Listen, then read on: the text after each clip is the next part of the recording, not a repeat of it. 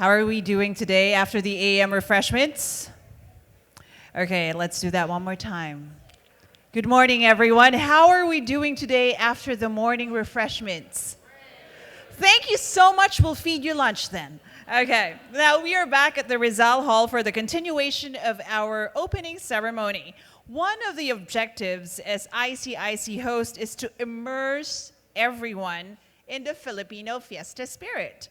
And the festivals in the Philippines are never complete without dance. Now, to showcase the world-class Filipino talent and what it looks like and feels like, and to welcome you all to the Philippines, ladies and gentlemen, let us give a warm round of applause to the Ramon Ubusan Folkloric Group provided by the National Commission for Culture and the Arts.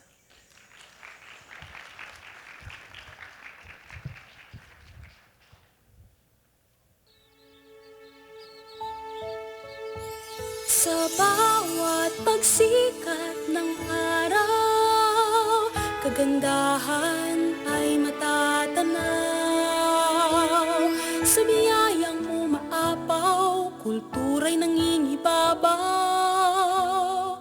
Luzon, Visayas, Mindanao, pasasalamat ang sigaw.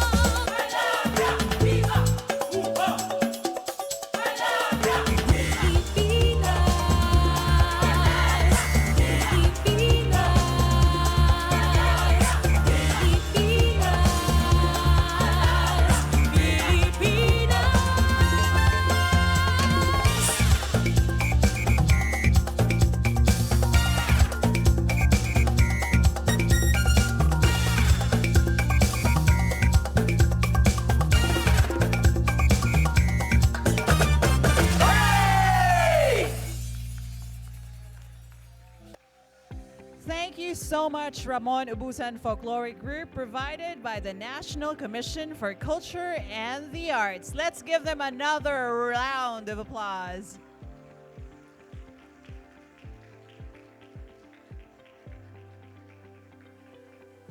What an energizing performance. Now let's take a minute or less to set the stage for our sessions for today.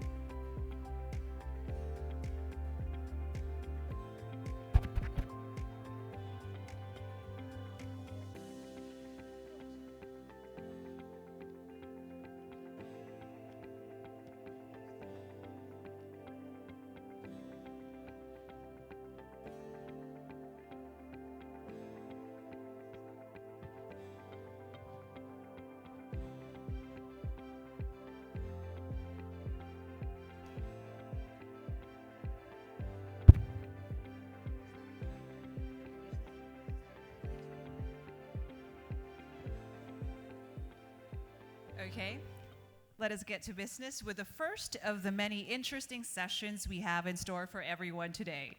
First off is the master discussion that would highlight the significance of establishing and maintaining institutionalized access to information guarantor bodies. To further expand on this session, I now turn over the floor to the chairperson of the Information Regulator South Africa, Pansy Tlakula. Let's give her a big warm round of applause.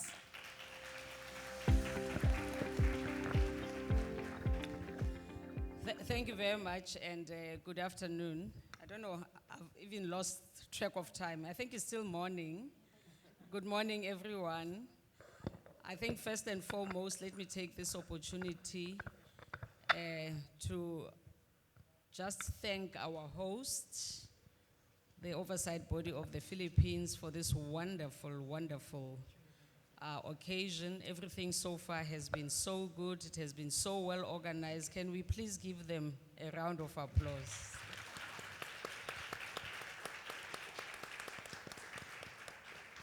Thank you so much. I think this is just the beginning. We're looking forward to a very, very fruitful conference. As we know, the theme of this conference is bridging information across nations, concretizing the global role of access to information for democratic preservation, inclusivity, and development. And the question which we need to look at, which this panel has to look at, is whether this ideal can be achieved without strong institutionalization of access to information oversight bodies. As we know, many countries have adopted access to information laws, but have not established oversight bodies. Other countries have adopted laws and established oversight bodies, but the question is whether these bodies are strong enough to perform their functions effectively. What is required for these bodies to be effective? Is it important to establish oversight bodies? And if it is important, how should these bodies be insulated from any interference, be it political, economic, or otherwise? To take us through these important questions, and I will be raising more questions, we have a panel, and I would like to apologize on behalf of the panel and on behalf of the panelists, who are all men. Of course, those who know me, you surely knew that I would not let this one slip. But it's not their fault. So on their behalf, gentlemen, I apologize on your behalf, but on this panel, I'm representing all the sisters, so I have to multiply by the number of you who are here, which means we have 4 panelists, and alone I represent 8 women.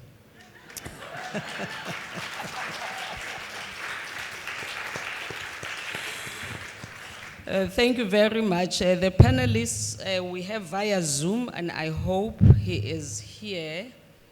Robbie Senderovich, who is the Governance Practice Manager for Europe and Central Asia World Bank. And we also have my countryman here, I have to say that, Jaco de Toit, the Chief Universal Access to Information Section at Communication and Information Section of UNESCO. And of course, my dear friend to all of us, I think most of us, if we can say by show of hands here, how many people have interacted and know Toby, I'm sure it's everybody, almost everybody in this room. Toby Mendel, the friend of ICIC, and also one of the fathers of ATI globally, Toby Mendel, Executive Director of the Center for Law and Democracy, LCD. And we also have Gustavo Castena Maguat. Have I said that correctly? Okay. Unit Head, Information Resources and Services, Asia Development Bank, and Vice President Finance, International Council on Archives, ICA. Now, as I've indicated, oversight bodies, are they important? Maybe that's the first question. Before we talk about their institutionalization, the first question that we have to confront is whether, is it important to establish oversight bodies? Let me start with you, Toby. Well, thank you, and it's a great pleasure to be here, and thank you for that very kind introduction. I want to illustrate how important I think it is to have independent, effective oversight bodies by a little anecdote from many, many years ago. And of course, everyone knows that we're here under the chairmanship of, or chairpersonship of Blanca Ibarra from INAI in Mexico. In 2000, when Mexico was developing its legislation, President Fox reached out to the organization I worked for then, Article 19, for comments on it and support to a great legal drafting team in Mexico. And the first draft did not provide for an oversight body. So my main comment to the drafters was, oh, you need an oversight body. An oversight body is the make or break for effective ATI legislation. So, and of course, then the drafters took it really to hand and created this fantastic body, INAI. So, I mean, that just illustrates, from my point of view, how crucially important. And I can go beyond that, and I can say there are countries that have done well without an oversight body, but they are a tiny number. It really is a litmus test of whether these things are going to work, a good oversight body. I think it's absolutely crucial. Okay, let me then come to what, in your view, is what makes a workable formula for an effective oversight body that can exercise its powers and perform its functions without fear, favor, or prejudice. Let me start with you, Jaco. Thank you very much, Pansy. I think that an independent oversight body is exactly that institution that we need in order to make an access to information law works. That's also reflected in our annual survey that UNESCO runs, where we have seen that those with oversight bodies score higher in terms of the implementation of access to information laws than those without access to without oversight bodies. So I think that is in itself already a testimony on the importance of these oversight bodies. I think furthermore, when we look at UNESCO's policy guidelines for the development and promotion of the right to information, there are also some recommendations that are made for a workable formula for policy implementation of access to information institutions. They have to have the necessary legitimacy and strong leadership to achieve this mission of steering this access to information law into practice. It has to have hearing of appeals, it must investigate complaints, it should eventually issue binding resolutions, and it should have controls on compliance auditing. So those are just some of the elements that I wanted to highlight. Let's talk about, we can have an oversight body. Does that make it independent? Does it make it effective? We haven't spoken about how the members of these bodies should be appointed. And whether the appointment, the method of appointment of the members of the body makes any difference. Where should these bodies be located? Should they be part of the executive? Should they be outside the executive? Gustav, what do you think? I'm acutely aware that I'm the person here coming a bit from outside the conversation, but I think firmly complementary to the conversation, because archives need access to be defined. In our conception, archives and records management, they serve to serve the public, the citizens. And also we see that there's a complement with really access to information. If you have perfect access to information laws and a perfect supervisory body, but you don't have organized information, it will be very difficult to access. So making that consideration, I think that an independent body is fundamental. And we have the same discussion about archives and records management. How should they be placed in a government or an organization? As high as possible and independent. I wouldn't say possibly not within the executive, because that would kind of compromise a good formula would be, for example, reporting to parliament, or there could be several formulas. There's not a perfect approach, but that independence cannot be questioned. Otherwise, the whole system comes into question. Toby, you want to weigh in on this? Yeah, well, first of all, the key role of these bodies is to oversee the public authorities which are obliged under the Access to Information Law, which is not only the executive, but it is dominantly the executive, so they certainly have to be outside of the executive, independent from that.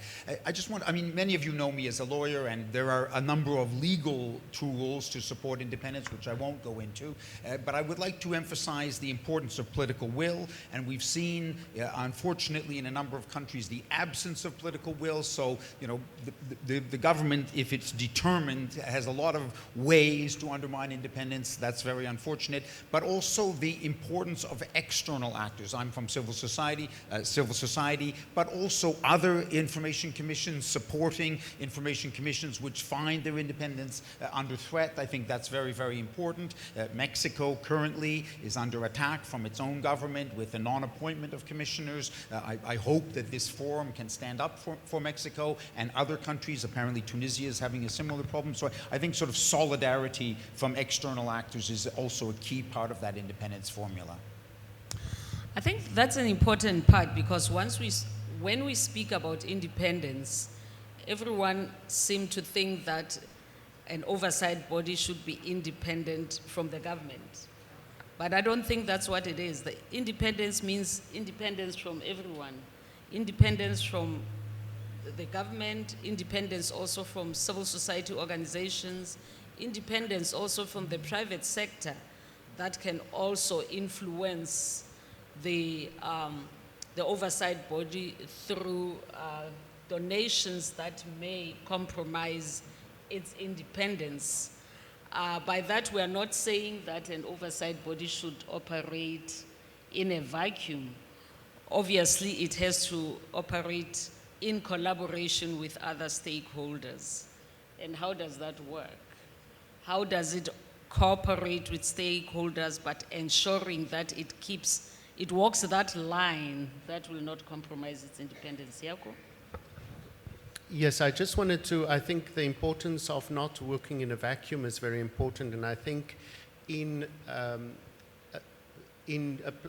doing its job, we should not also forget this, the information officers in the different public institutions with whom they will not be able to carry out their job. So yes, there needs to be independence, but there also needs to be support within government institutions to have chief information officers or whatever you want to name it, that could play an important role so that the disclosure of information is carried out, to make sure that the laws and policies are actually implemented in the different departments or other governmental institutions. I don't know if Robbie is on the line yet. Not yet on the line. So someone should please indicate to me once he is on the line. You know, I want to throw in a question that ATI bodies normally are responsible for access to public information. But more and more we see a situation where public functions are privatized and are performed by private bodies that also receive state funding. What is your view on bringing to the fold of ATI laws private bodies? I'm asking this question because in my country is one of the few where ATI applies to both, access to information applies to both private and public bodies. And in my country, anyone can request information from a private body if one requires that information to exercise any of their rights. What's your view on this, extending the mandate of ATI bodies? Well, I think the principle of openness and open societies and knowledge societies exactly rest in the fact that we need more access to knowledge and information. Now, if it's private or public, I do think it could contribute to the developmental process. It could contribute to people making informed decisions. So I think as a principle, it is something to which we should strive to make sure that more and more information, either public or private, are actually accessible for the public, for institutions, so that they could make decisions, so that they could create jobs out of it, so that they could help society in moving forward. So I think as a principle, that is a very good thing. When we look specifically at to which extent it is encompassed into laws, I don't think there are many of the countries that are as far as South Africa, even though the Pan-African platform to access to information actually called for the inclusion also of access of public and private access to information to be advanced. So I think we have a precedent also there from South Africa that it is definitely an element to which we should strive to. And then when we look at the role of institutions and oversight bodies in order to enforce that, of course it should be in tandem with what the law foresees, but do our oversight bodies have the capacity actually to do that today, and what capacity do they need in order to also take up that additional task? And that is a question. Christopher? Yeah, this brings an interesting question. If you reflect upon it, the digital memories of our citizens are in the hands of private companies. And how much access can our citizens exercise to these companies? It's really under question. So I really agree with the principle, and I think that's what you have done in South Africa is possibly the way to go. But it will face certainly difficulties because these big companies will absolutely refuse to fold. Toby? Yeah, I mean, I think my first part of my answer will be, I mean, I think it's important to divide between those bodies that we're going to treat as public authorities under the law and then going beyond that to properly private bodies. So I think we have always advocated that bodies which receive funding from the state, follow the money, public funding, people have a right to know where their money is going and how it's being spent, so they should be covered. And private bodies which undertake public functions, whether with or without public funding. So for example, you might run a private school and you're perfectly profitable, so you don't receive any public money, but you're still conducting a public function. Those should be covered as well. Those should be covered as public authorities. Jacko is right that in 2002, the South African law really broke new ground by including purely private entities to the extent that the information was needed for the exercise or protection of a right. And that is not a human right, it's any right. So it's much broader than just human rights. As Jacko said, most countries haven't followed that. But I recently received a research proposal from a PhD student just for my comment, and she was talking about, where are we going now with AI and with our completely new, and her whole idea was we need to move beyond our traditional conceptions and start talking about individual data sovereignty. So that people, yes, you can access all of this massive information, but do you really have agency over information? And perhaps we really need to, start having a radically new look. She argued that the old traditional models are, need to be updated significantly, and I think that's an interesting idea. Yes, definitely. The president this morning spoke about disinformation, misinformation, and fake news. Now, in this digital age that we are all in, how are we going to hold digital platforms accountable?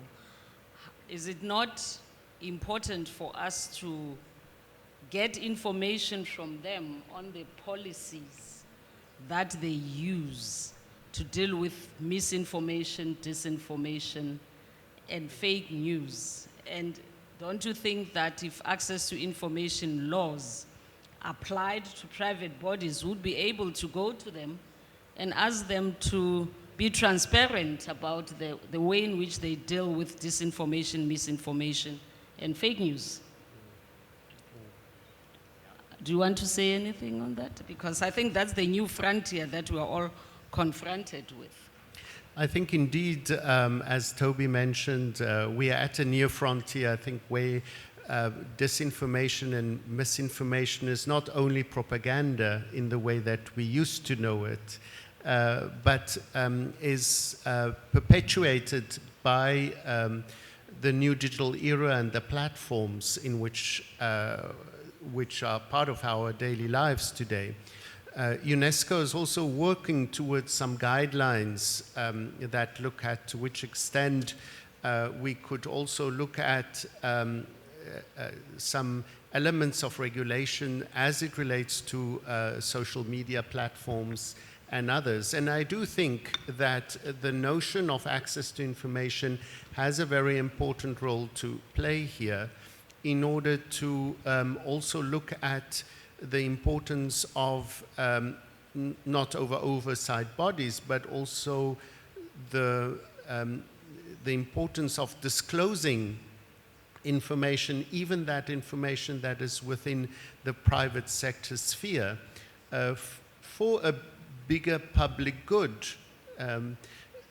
all of that, of course, call, I think, also for certain principles that need to be put forward. And I think when we define that principles, we also need to be very cautious, not by putting those principles forward, that we restrain also the right to freedom of expression, which is another part of the coin. So I think while some guidelines, some principles are needed, because it is a reality, we also have to tread very cautiously so that another fundamental right is not trampled. Agreeing with Jack on that balance that needs to be respected, but this brings to the table really the question of trustworthiness of information. And for example, from the side of records management and archives, there's really a questioning what's our position. Are we trustworthy sources of information in this day and age, and how can we make this known to the citizens? But yeah, it's... Certainly, it's a very difficult balance to keep, because while on one hand we have to ensure that disinformation and misinformation is dealt with, we have to ensure, as Yako has said, that we do not compromise the right of access to information and freedom of expression for that matter, because what constitutes fake news or disinformation in one regime may be different in another regime. So we always have to be careful to keep that balance and make sure that we adhere to international human rights standards. Let's move to stakeholders. And the question is, what is the essential role of the international community, such as the global ATI implementers, ATI stakeholders from the private sector and international NGOs? And how do these coalition for change contribute to the ATI institutionalization efforts? Who wants to go first? Toby? Let me take a crack at that. Yeah, so I mean, let me speak a little bit from the civil society perspective, as I do represent civil society. And I think, let me preface it by saying, I mean, I think that this ICIC, which has grown tremendously in importance and coordination over the years, I think is really, really important, and I think there's a tremendous amount of support and exchange of ideas, sharing of best practices that can take place between information commissioners. But I think civil society also has a very important role to play there. My organization, for example, just using that as an example, we do a lot of capacity building with different commissions and commissioners around the world. We help them with strategic planning. We develop a lot of tools and guides and things like that. So I think there's, together we can pool our resources to be much more effective than if we just kind of develop them individually on our own. I will just like to mention one tool that we launched just before COVID, but now we're kind of relaunching it, which is what we call the RTI evaluation, which is a methodology for assessing how well a country is implementing the legislation, which we see commissions leading on applying. And I mean, I think that's a very important tool to apply, and just as an example of how civil society can contribute in this space. I'm told to my horror that we have 5 minutes left for this session. But we started late, so you have to bear with us. Okay. Always the advocate. Yes. Can you, Gustavo, you want to say something on that? And then... I agree with Toby on that. It's very important, the task that ICIC does, and it's brought the question to the fore, but you're not alone. There's civil society, there's other, and it would be a mistake to ignore. You need also all these other stakeholders in order to advance really in access to information. Yes, Jaco. I would like to reiterate again this importance of a professional organization as ICIC in order to permit peer review learning that permits exchange of best and bad practices, that provides also a pressure point on implementing the right to access to information. And of course, At the level of the international level, this is important, but at the regional level, this is also important. And I think we've seen the important role that the regional body in Latin America played, and that is why UNESCO also recently supported the development of another regional body in Africa, the African Network on Information Commissioners. And I think this is a good opportunity to professionally build information commissions, and that they can learn from each other and also be a positive force to implement the right to information. UNESCO also works in terms of capacity development with civil society, with the Center for Law and Democracy. We have a self-paced online course and other guidelines, policy briefs that we provide in order to assist in the implementation of these laws. So I think this is also a very important element. But I think we should not forget the role of states, of member states. They need to provide financial resources. They need to provide political will, I think as Toby mentioned. They need to provide technical resources in order to implement these laws, and for the oversight body to be really a strong body. And I think everybody has a role to play, but we shouldn't forget also the important role of states. Thank you very much. It appears that we are under pressure to leave it here, but our takeaway, I think it's important to have strong oversight bodies that must be legitimate, must have strong leadership, must also have strong investigative powers, and also be able to provide real remedies to victims.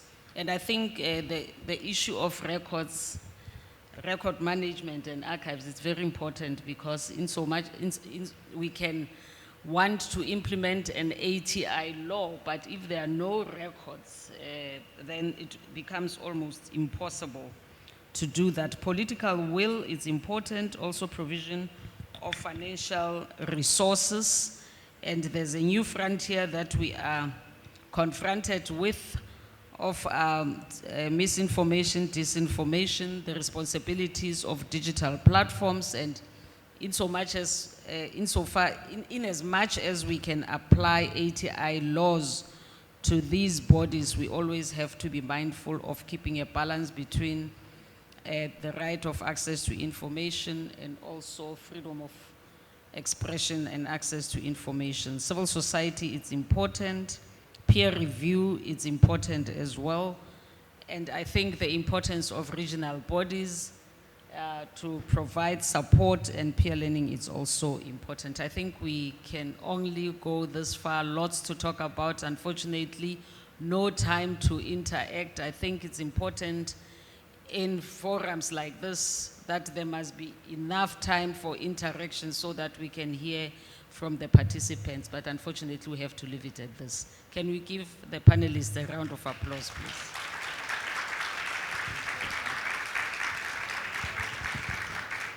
Thank you, that's it, thanks.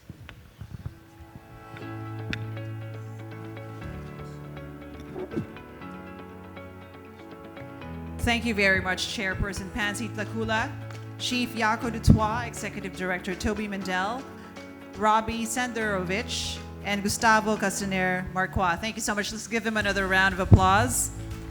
That was the master discussion on the critical importance of strong institutionalization of access to information, guarantor bodies, and expert perspective. Next is a panel session that is timely, as it will explore the contemporary challenges of democracy. I will now be passing the microphone to the session moderator, the Director of FOI and Transparency of Information of the Information Commissioner's Office, United Kingdom, Warren Seddon. Let's give him a warm round of applause. This is the panel session on access to information as a response to the modern challenges of democracy.